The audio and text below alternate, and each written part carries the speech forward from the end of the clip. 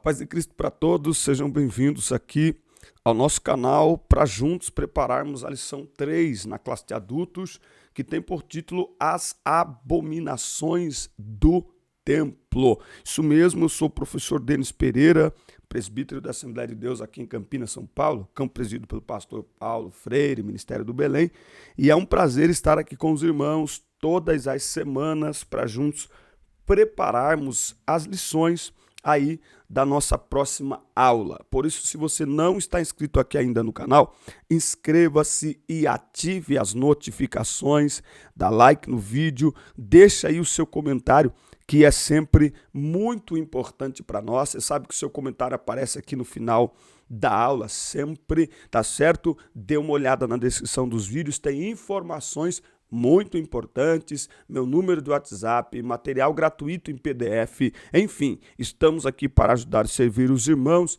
Então pegue sua Bíblia, revista, papel, caneta e vamos juntos preparar aqui esta aula extraordinária aqui da Escola Dominical. Lembrando que tem um material que eu preparo em PDF para você abrir no seu smartphone.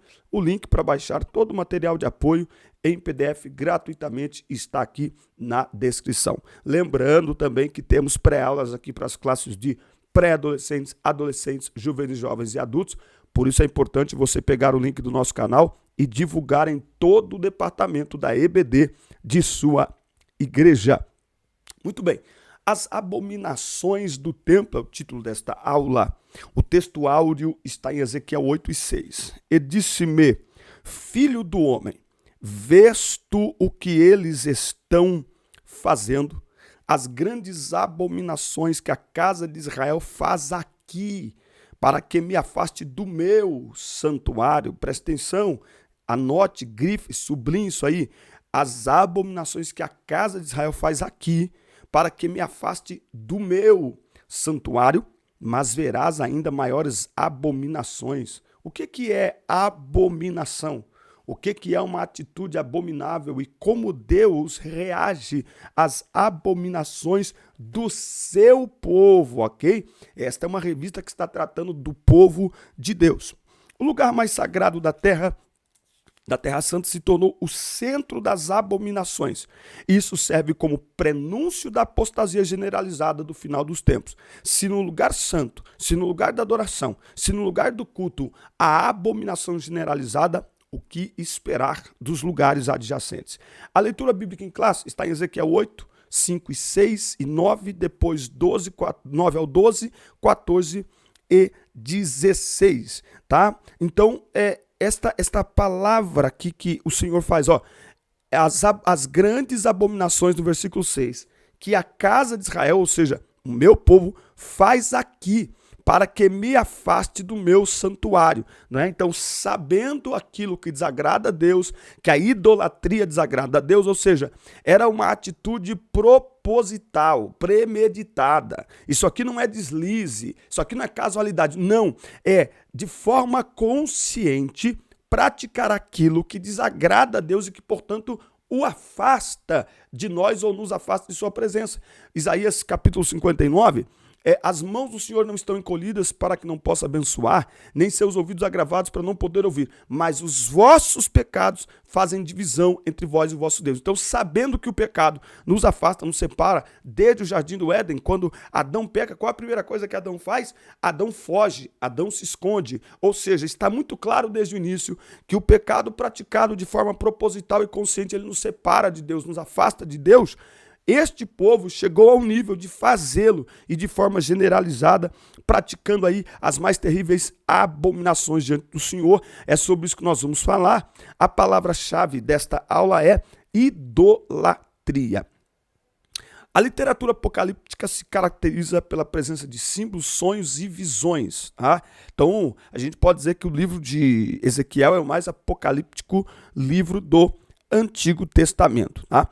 Então, o que nós vamos aqui verificar, o objetivo desta lição é levar os crentes em Jesus a uma reflexão mais profunda sobre a ruína moral e espiritual por meio da análise dessas abominações chocantes. Então, esta é uma lição para nos fazer refletir se aquilo que eles estavam fazendo no lugar de culto e que Deus reprovava, será que nós também não estamos praticando, talvez não algo, não igual ao que eles praticavam, mas será que de outra forma, mas é tão abominável quanto?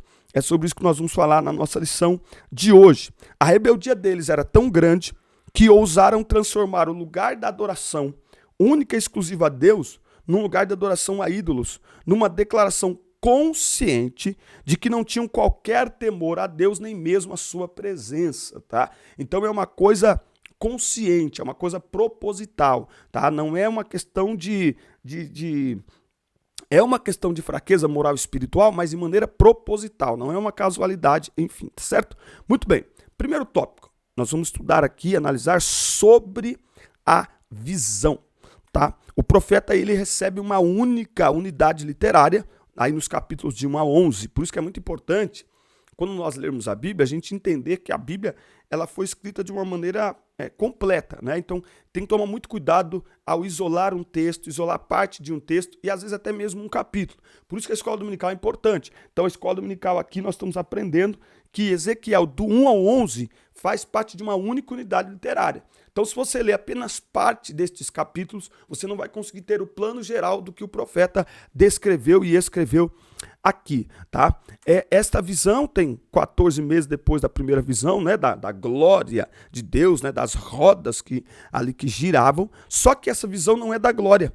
O que ele viu foram as abominações, você pode anotar aí, abominações praticadas no templo.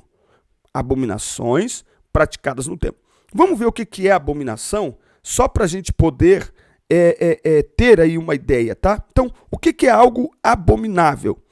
Algo abominável é algo que causa repulsa, é algo repulsivo. De uma maneira bem literal, é algo que provoca ânsia de vômito, tá? Sabe quando você... crime é crime. Crime é crime, ok? Mas se você escuta que alguém furtou um celular, o seu sentimento é um.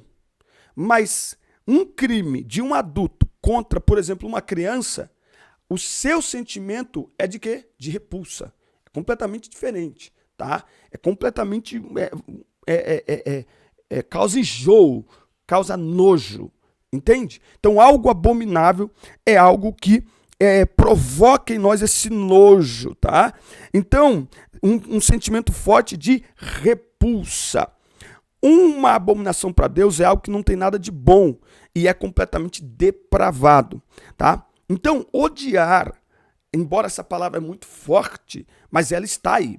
E ela está aí, então Deus tem ódio? Não.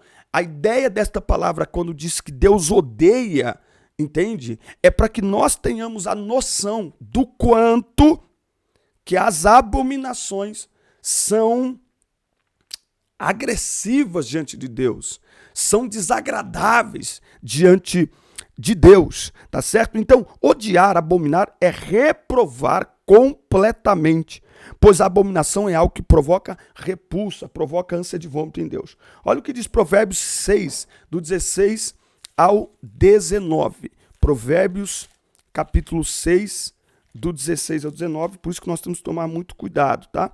Que diz assim: estas 6 coisas o Senhor odeia, sim, 7 são abominações para ele. Então, não é que a 7ª ele abomina, esse odeia, ele considera uma abominação.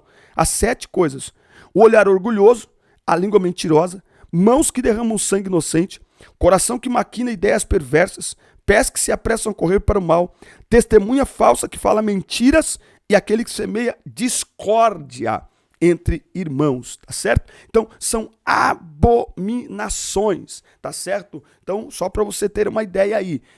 Deus é amor, mas também justiça? Não, Deus é amor, Deus é justiça, Deus é juízo, ok? Quem ama corrige. O que Deus está procurando aqui fazer é corrigir o seu povo. Agora, o que chama atenção aqui no início dessa lição é o seguinte, é que estas coisas que Deus sempre deixou muito claro que ele abominava, que eram abominações para ele, coisas repulsivas, reprováveis, esse povo aqui, ele levou para um outro patamar. Por quê? Porque eles estavam praticando isso aonde? no templo, no lugar da adoração. Então, estas visões que o profeta está tendo é no templo, é lá, certo? Ele foi levado lá para aquele lugar, tá certo? Ele foi, ele viu isso em visões de Deus. Embora Ezequiel está na Babilônia entre os cativos, Deus o transporta de forma espiritual e Deus o leva até a Babilônia, até Jerusalém. Então ele começa a ver o que estava acontecendo no templo. Lembrando que o cativeiro, a primeira leva, já tinha sido levada, mas o templo ainda não tinha sido destruído, não é certo?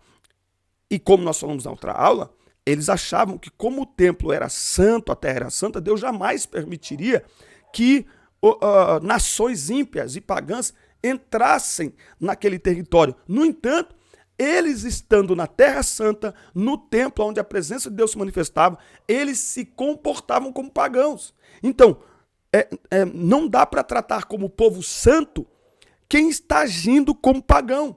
Não dá para tratar como adorador quem está se comportando como um idólatra, tá certo? Então é por isso que o Senhor está revelando para ele o que é que vai acontecer, não é?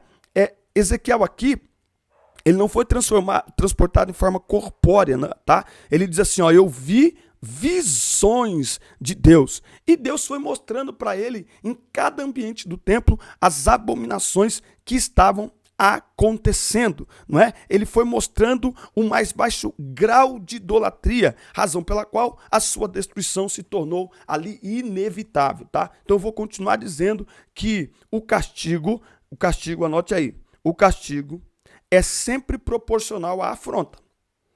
Então a misericórdia de Deus está disponível para todos os que se arrependerem, confessarem e decidirem abandonar uma vida de pecado. Mas o juízo de Deus também. Então, o castigo é proporcional à afronta, assim como a misericórdia é proporcional ao arrependimento, ao quebrantamento. Anotou? Vou falar de novo. O castigo é sempre proporcional à afronta. Então, quando você olhar na Bíblia, Deus castigando uma nação, Deus castigando um povo, e tem gente que hoje fica, né? Nossa, mas Deus irado. Nossa, mas Deus odeia. Dá uma olhada nos bastidores. O que esse povo fez e está fazendo para chegar nesse nível, porque o castigo é sempre proporcional à afronta, mas a misericórdia de Deus também é proporcional ao quebrantamento. Por isso que aquele que confessa e deixa alcança misericórdia. Não quer sofrer o juízo de Deus? Arrependa-se, converta-se, volte-se aí do seu caminho de pecado. Tópico 2, sobre as abominações, parte 1, e aí é muito importante, se você não se inscreveu no canal ainda, inscreva-se e ative o sininho de notificações, deixe o seu comentário que é importante para nós. Você recebeu algum treinamento específico para professores da escola dominical? Se você não recebeu, parabéns, você é um guerreiro, uma guerreira, que Deus te abençoe. Mas gostaria de receber um treinamento para professores da escola dominical? Fala para mim aqui nos comentários, coloca hashtag eu quero para eu saber que há demanda para esse tipo de material. Muito bem, tópico 2, sobre as abominações. A imagem de ciúmes. O termo ciúme do hebraico, kiná, significa zelo, ciúme ardente, ira, tá? Então, lembra que Manassés fez? Ele colocou no templo de Jerusalém a imagem de madeira de Azerá. Então, o uso da expressão imagem de ciúme se explica porque a idolatria provoca ciúme de Deus pelo seu povo. A Bíblia diz que o Espírito que em nós habita tem ciúmes. A idolatria provoca o ciúme de Deus por seu povo. Não é um ciúme possessivo, mas de cuidado, de proteção, porque o povo, através da idolatria, vai se afastando pouco a pouco de Deus. E o pior, eles estão provocando a ira de Deus no ambiente de culto. É por isso que nós temos que tomar muito cuidado com a idolatria gospel. Tá? É muito perigoso quando nós nos comportamos como artistas, transformando o culto em show, transformando o púlpito em palco e olhando para as pessoas como meros fãs. Né? Então, um cantor gospel, pregador gospel, não deve se enxergar a si mesmo como artista, muito menos permitir que as pessoas o vejam como artista. Né? as redes sociais, elas acabam gerando, né, esse tipo de comportamento, mas cabe a nós, quando subirmos ao altar, termos um comportamento não de artistas, mas de adoradores, transferindo toda a honra e toda a glória para Deus, porque Deus não divide aí a sua glória. Então, preciso tomar muito cuidado aí com a idolatria gospel. Aí nós temos lá o culto aos animais e aos répteis, que era um costume ali de outros povos, não é? A zoolatria. E por que eles fizeram isso? Porque ao invés deles se voltarem para Deus arrependidos, eles procuraram a ajuda dos egípcios, que tinha esta prática e todos os outros povos. Então, ao invés de se arrependerem e se humilharem diante do Senhor, eles foram acrescentando pecado sobre pecado. Olha o que diz o versículo 17 e 18 aqui de Ezequiel 8, ele diz assim, ó: então ele me disse, tu viste, ó filho do homem, e é isto uma coisa leve para a casa de Judá, que eles cometam as abominações que cometem aqui? Porque encheram a terra de violência e voltaram a me provocar a ira, e eis que eles põem o ramo ao seu nariz. Portanto, eu também tratarei com fúria. O meu olho não poupará, nem terei pena. E embora clame aos meus ouvidos em alta voz, ainda assim eu não os ouvirei. Por quê? Porque Deus deu a eles todas as oportunidades de se arrependerem, de clamarem pelo perdão divino, mas o coração deste povo estava tão cauterizado pelo pecado que eles preferiram tentar fazer outras alianças do que se voltar para Deus, e chegou num tempo, vale reforçar aqui, que este povo já está sob o domínio da Babilônia. Esse povo, parte desse povo já está cativo. Ezequiel está entre os cativos, mas nem isso constrange eles a buscarem o perdão de Deus. Não, eles continuam acrescentando pecado sobre pecado, idolatria sobre idolatria. E nós temos aqui também os 70 anciãos, né? Ancião na Bíblia, aqui no hebraico, né? Quer dizer idoso, tá? E no grego, presbíteros, ou o mais velho, tá? Então isso se refere a pessoas mais idosas e pessoas que exercem liderança, tá? Entre o povo de Deus, pessoas que ocupam posição de influência, tá certo? Influência, certo? Então o que acontece? Estas pessoas aqui, elas, embora estavam em posição de liderança e de influência, mas o comportamento delas acabava por levar o povo à prática da idolatria.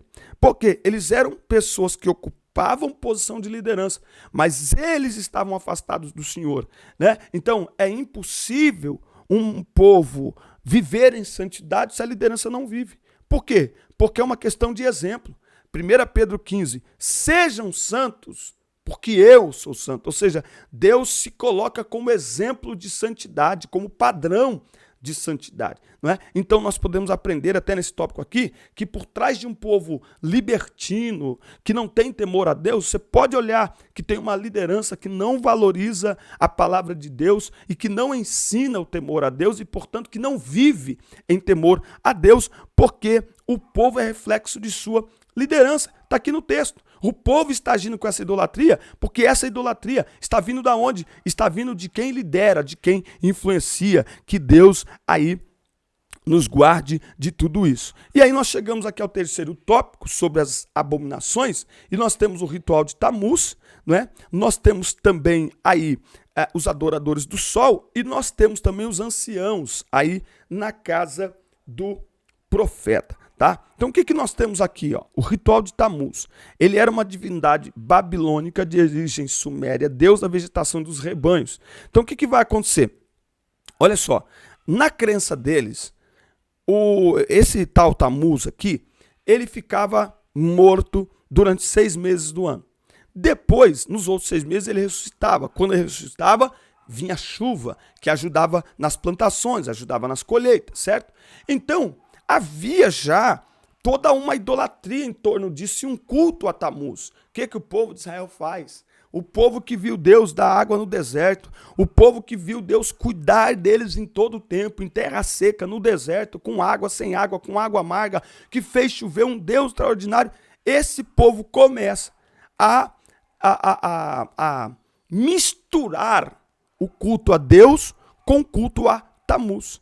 Era uma adoração a Deus e ao mesmo tempo a Tamuz. Olha só que coisa, inclusive o nosso mês de junho e julho, ele tem a ver com o nome aí de Tamuz, certo? Então veja como que a idolatria ela vai entrando no meio do povo, certo? É por isso que, segundo a Crônicas, capítulo 7, a gente só leu 14, gente. Outro que tristeza.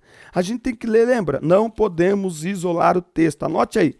Não podemos isolar o texto. A gente só leu 14 e ainda assim, a gente só leu o finalzinho, que é o que nos interessa, né? Mas não é no 14 que a gente tem que concentrar. Olha só o 13. Se eu fechar os céus para que não haja chuva, ou se eu ordenar as locustas, aos gafanhotos que devorem a terra, ou se eu enviar peste no meio do povo. Nossa, mas Deus vai fechar os céus, vai enviar gafanhotos, enviar peste no meio do seu povo. Por que Deus faria isso? Agora está no 14. Se o meu povo, que é chamado pelo meu nome, se humilhar, orar, buscar a minha face e se arrepender dos seus maus caminhos. Então, por que Deus faria isso? Né? Cerraria os céus, fecharia os céus para não chover, gafanhotos para destruir o que tivesse plantado pronto para a colheita, enviar peste, doença no meio do povo, morte no meio do povo. Por que Deus faria isso? Porque o 14 está dizendo, um povo idólatra, um povo que se afastou do Senhor, um povo que virou as costas para Deus.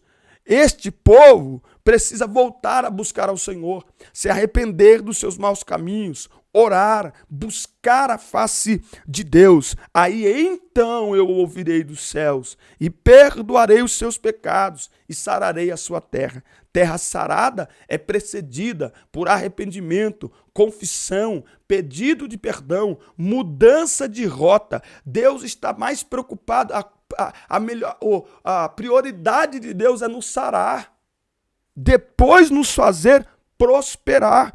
Deus primeiro quer nos perdoar para depois sarar a nossa terra, porque não adianta ter terra sarada com um povo cheio de iniquidade. Então, primeiro, para Deus sarar a terra, Ele está pronto para nos perdoar, mas para Deus nos perdoar, precisamos reconhecer as nossas falhas enquanto povo de Deus. Só que não é individualmente, é também, mas enquanto povo de Deus, enquanto igreja do Senhor. Esse povo não fez isso e por isso que eles vão aumentando o seu nível aí de idolatria. Aí nós temos os adoradores do sol, que eram um grupo de 25 homens de costas para o templo. Gente, o que o templo significava? O templo simbolizava o quê? Era o lugar onde Deus fazia habitar a sua presença. Olha só que coisa. Essas pessoas, principalmente gente que estuda muito.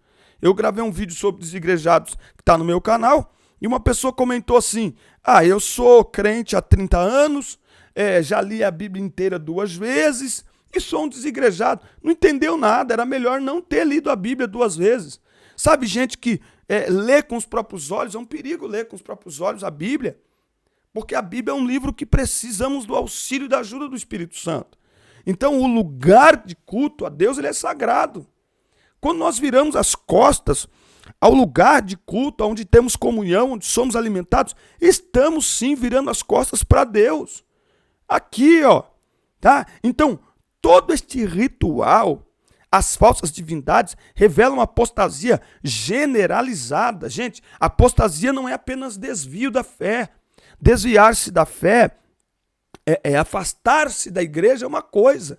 Ou melhor dizendo, apostasia não é o mesmo que afastar-se da igreja.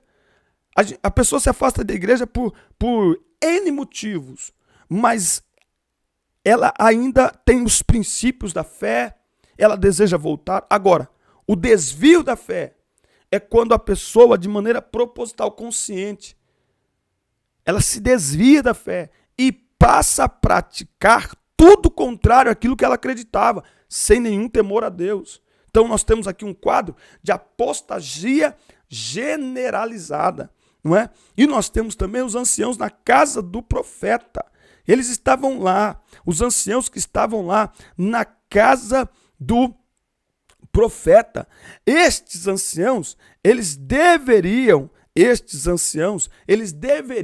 ser um exemplo para o povo, ser guia para o povo. No entanto, eles atrapalharam a vida dos profetas e a vida dos exilados também. Ou seja, eles que deveriam ter um tipo de comportamento que ajudasse o povo, que edificasse o povo, eles tinham um comportamento que atrapalhava o povo, tá certo? Então é por isso que eu falo que você ter muito cuidado com quem sobe ao altar.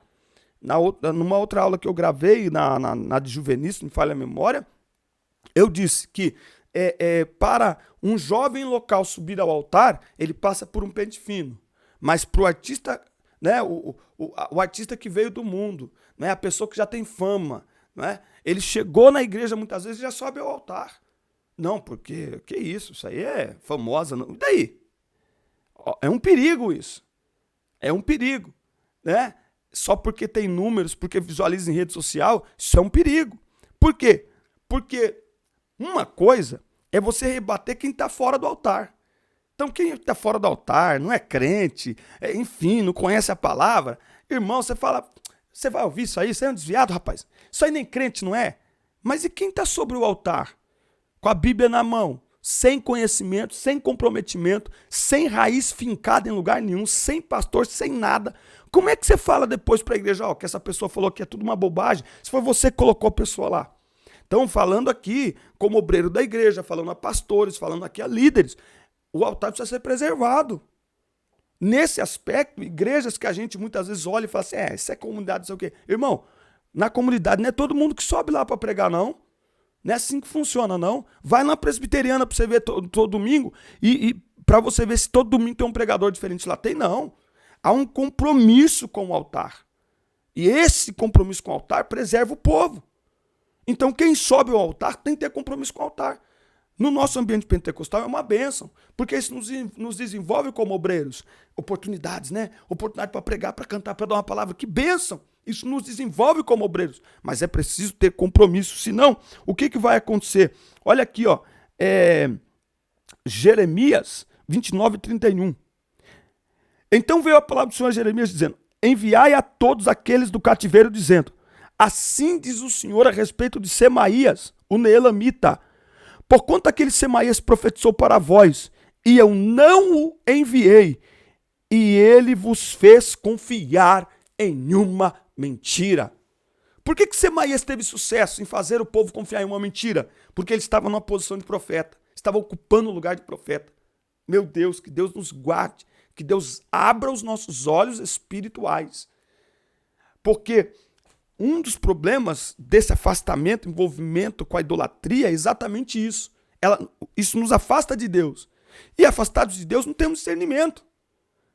Né? Então eu sempre digo que quem assume o microfone na igreja, para quem está sentado, quem está falando lá, está falando a palavra de Deus. Quem está falando lá, recebeu algo do Senhor. Então não pode falar bobagem, porque se falar bobagem, o povo absorve aquilo como palavra de Deus. Se é no meio da rua, se é numa praça, mas no altar da igreja, você entende que aquele irmão, aquela irmã que está falando, é palavra de Deus. Por isso que nós precisamos, mais do que nunca, nos voltar para o Senhor e ser como os cristãos de Bereia, em Atos 17:11. A Bíblia diz que eles, em Tessalônica, os apóstolos foram expulsos de Tessalônica.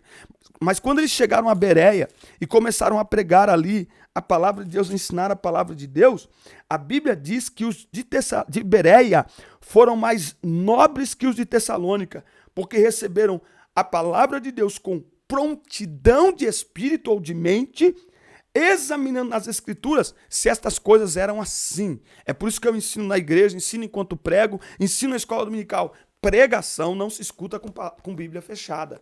Pregação se escuta com Bíblia aberta, fazendo anotações e verificando aquilo que está sendo pregado, para ver se está de acordo com a palavra de Deus, que é infalível, que é inerrante. Por isso que nós não podemos abandonar, como este povo fez, a palavra de Deus. Eles abandonaram num grau tão terrível que o único caminho para tratar esse povo foi o cativeiro, foi permitindo que o templo, que a Terra Santa fossem profanados, fossem destruídos. Que Deus tenha misericórdia de nós, que nós não cheguemos a esse nível, mas nos voltemos para o Senhor com o coração arrependido, contrito, quebrantado, determinado a mudar de atitude, porque a um coração contrito e quebrantado, o Senhor não desprezará. Amém, meus amigos? Forte abraço. Essa foi a nossa aula da lição 3 na classe dos adultos. Assista, curta, compartilhe,